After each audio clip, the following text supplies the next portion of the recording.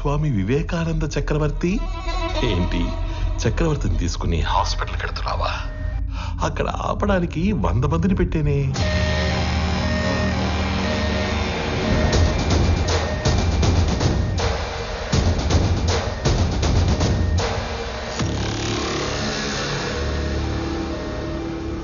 నువ్వు ఒక పని చేయి, రైట్ తీసుకుంటే హాస్పిటల్ వస్తుంది, స్ట్రైట్ గా వెళితే పంచగుట్ట శ్మశానం వస్తుంది. నువ్వు అటు ఇటు తిరిగి చివరికి అక్కడికే వెళ్ళాలి కాబట్టి స్ట్రైట్ గా వెళ్ళడమే బెటర్. లేదు కాంప్రమైజ్ అయిపోదాం అనుకుంటే నేను స్టేషన్ లో షేర్ పేపర్స్ తీసుకుని వెయిట్ చేస్తూ ఉంటాను. సైలెంట్ గా ఇక్కడికి వచ్చి నీ కంపెనీని నాకు ఇస్తున్నట్టు సంతకం పెట్టు. అప్పుడు మీ ఇద్దరి నాన్నలు బతకాలా వద్దా అని నేను ఆలోచిస్తాను. ఏమైంది? ఎవర్రా వీళ్ళంతా?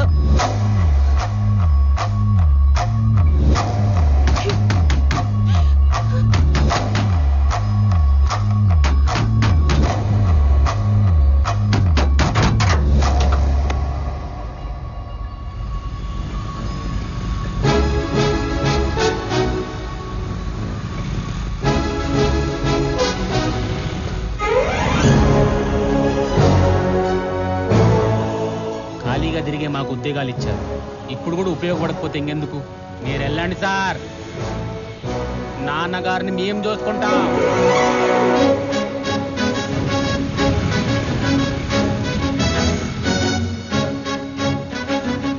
ఆపటానికి వాడికి 100 మంది ఉంటే కాపాడటానికి మనకి 1000 మంది ఉన్నారమ్మా. సార్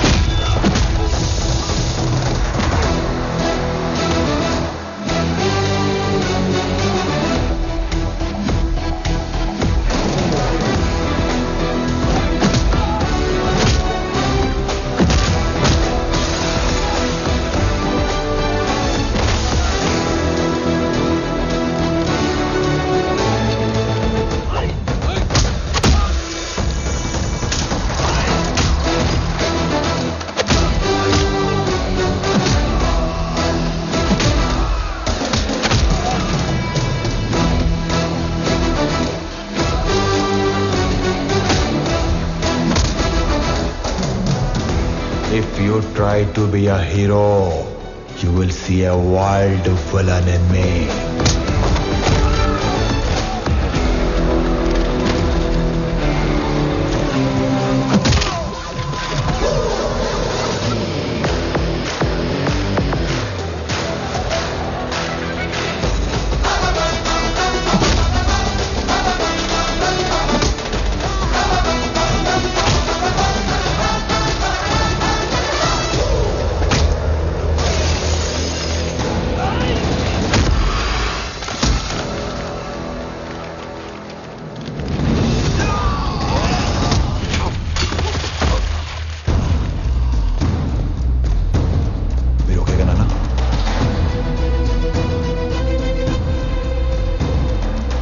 ఫ్యామిలీని టచ్ చేసినప్పుడే దేవుడు నీ డెత్ కి ఓటీపీ నెంబర్ పంపించేశాడు.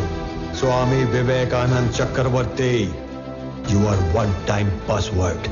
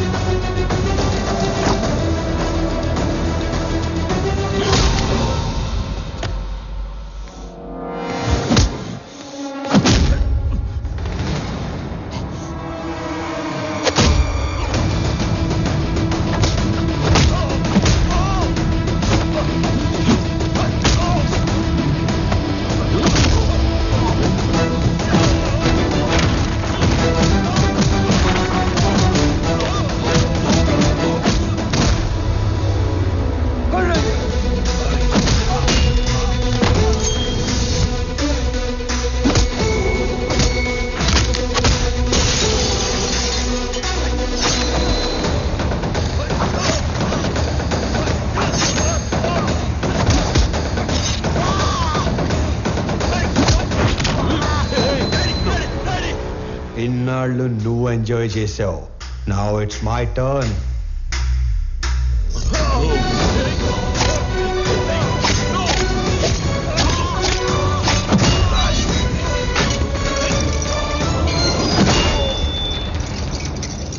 Hey, Anand, don't do this. A keys iche. Please, please, Anand. గింగిర గిర గిర గిర గిర కాకా గింగిర గిర గిర కాకా.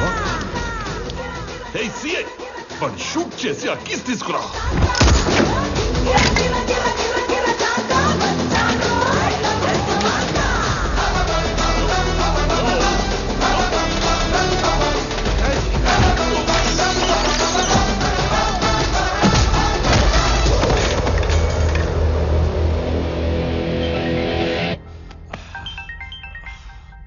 Hello DGP sir.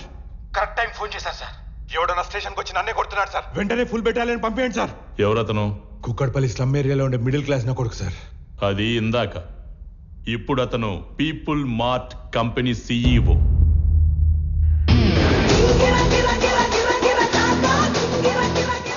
ఒక గంట స్టేషన్ కావాలన్నారు. నేను కూడా ఇచ్చేశాను విజయ్. ఆయన వైపు డబ్బుందని కాదు, మన వైపు తప్పుందని. తప్పు చేయడానికి నువ్వు జేబీకి స్టేషన్ అప్పు చెప్పావు. అది కరెక్ట్ చేయడానికి డీజీపీ నాకప్పు చెప్పాడు. లెక్క సరిపోయింది. సస్పెండ్. ఆనంద్, ఆనంద్, ముందు వాడిని వదిలే. వాడు వాడు చచ్చిపోయేలా ఉన్నాడు.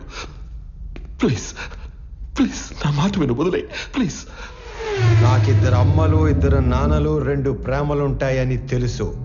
2 పెయిన్లుంటాయని నువ్వు పరిచయం చేశావు. వాళ్ళకిద్దరు కొడుకులున్నారు, 2 రివెంజ్లుంటాయని నీకు పరిచయం చేయాలిగా. సంజయ్, చంపే.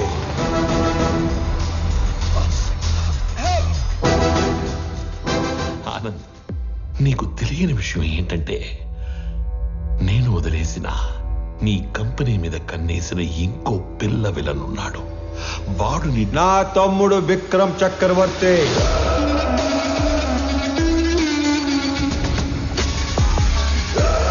నీకు తెలియని విషయం ఏంటంటే వాడే మెయిన్ విలన్. నాకు వాడి ప్లానింగ్ ఎప్పుడో తెలుసు.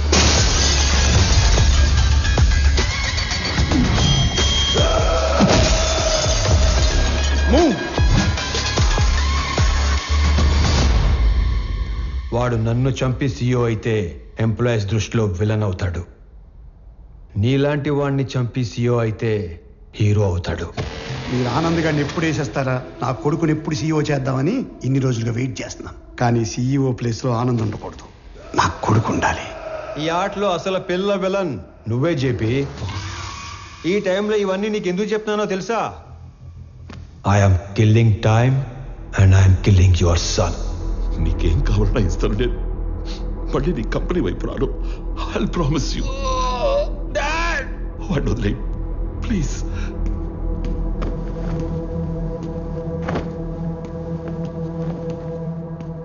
మీ ఇద్దరిని చంపడానికి క్షణం పట్టదు.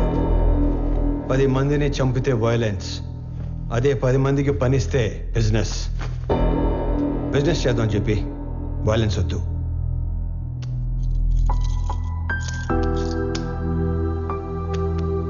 నానా పదండి.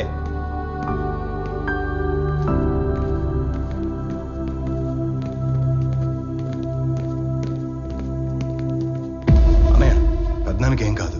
He will be fine. నువ్వు ఉన్నంతవరకు ఆయనకి కంపెనీకి ఏం కాదన్నయ్య.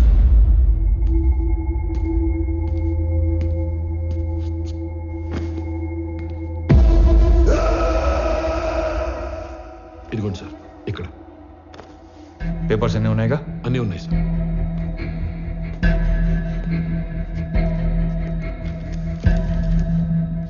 ఇది సిఓగా నా రిజిగ్నేషన్ లెటర్. ఇది నువ్వు సిఓగా పెట్టాల్సిన సిగ్నేచర్స్ అండ్ పేపర్స్. ఇవి company passwords and security secrets. ఇవి మన షేర్స్ అండ్ చారిటీ డీటెయిల్స్.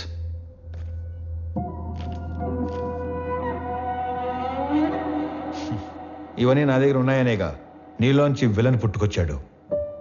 ఇవన్నీ నీకు ఇచ్చేశాను.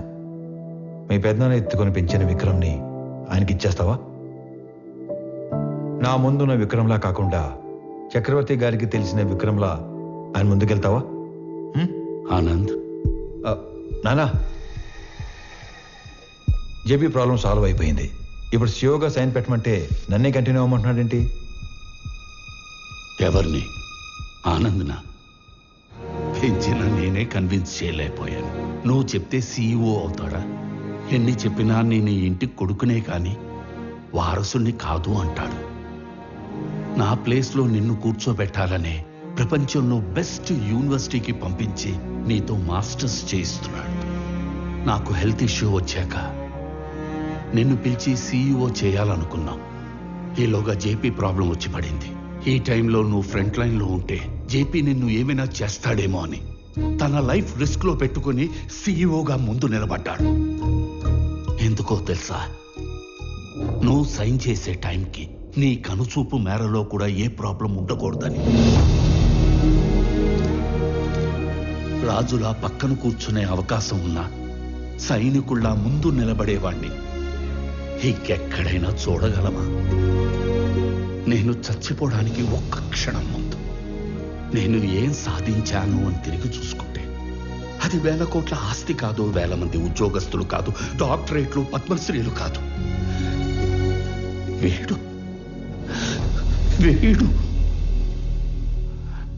తల్లిదండ్రులు పిల్లలకి జన్మనిస్తారు, కానీ దేవుడు వాళ్ళకి తల్లిదండ్రులుగా ఉండే అవకాశం ఇస్తాడు. నాకు కొడుకైనందుకు, నన్ను నాన్న అన్నందుకు థ్యాంక్ యూ నాన్న.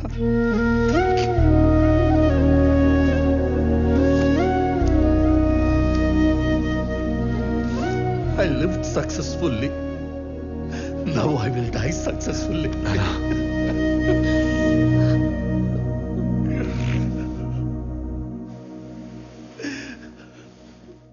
సారీ అన్నయ్య. సారీ ఏంట్రా, నువ్వు నేను వేరు కాదు, మనం అంతా ఒకటే.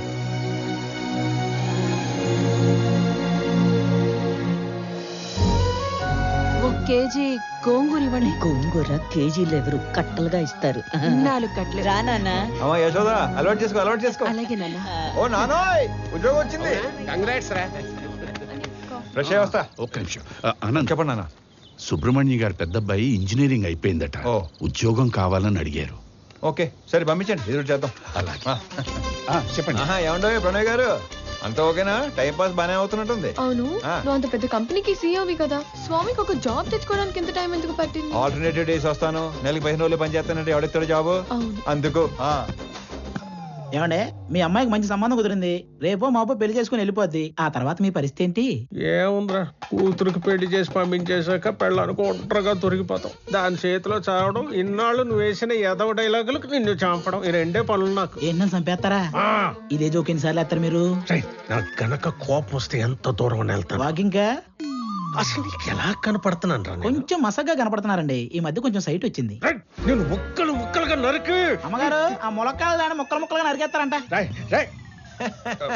ఏ మావా బ్రో, ఆడికి నెలకి ఎంత ఇస్తారు? 25,000 ఇస్తాను. అంత ఇచ్చి ఎంచుకునే వాళ్ళు మిమ్మల్ని చూస్తున్నానండి బాబా. కర్మలో సెట్ అయ్యాడు. అంతే అంతే.